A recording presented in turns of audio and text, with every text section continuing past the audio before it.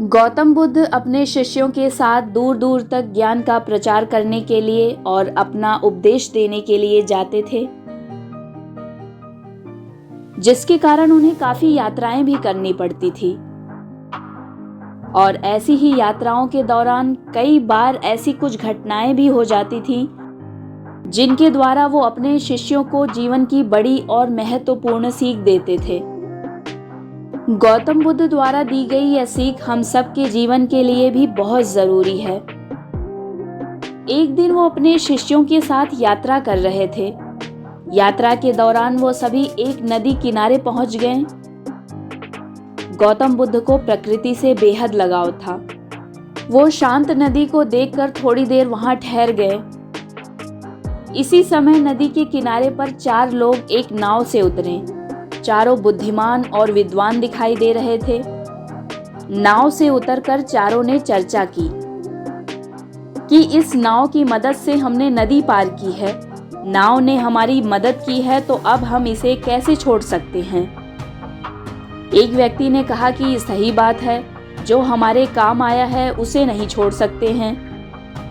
इसलिए अच्छा तो यह होगा कि हम नाव पर चढ़कर आए हैं, तो अब हमें नाव को धन्यवाद देने के लिए इसे सिर पर उठाकर आगे चलना चाहिए। चारों इस बात से सहमत हो गए कि नाव को धन्यवाद करने का यही सही तरीका है, और उन्होंने नाव को सिर पर उठा लिया और आगे बढ़ गए। रास्ते में आने जाने वाले सभी लोग उन चारों व्यक्तियों को देखते हुए जा रहे थे।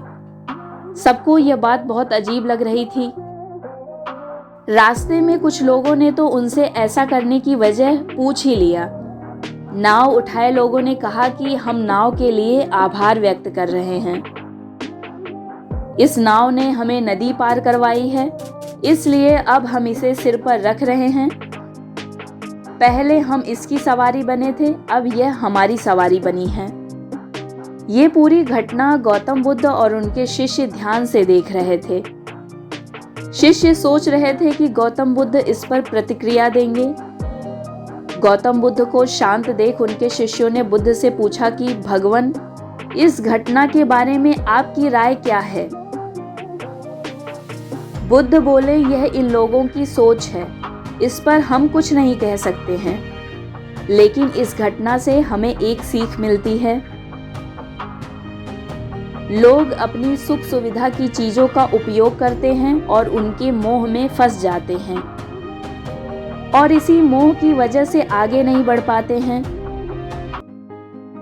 नाव एकमात्र साधन है, इसका काम ही हमें एक स्थान से दूसरे स्थान तक पहुंचाना है।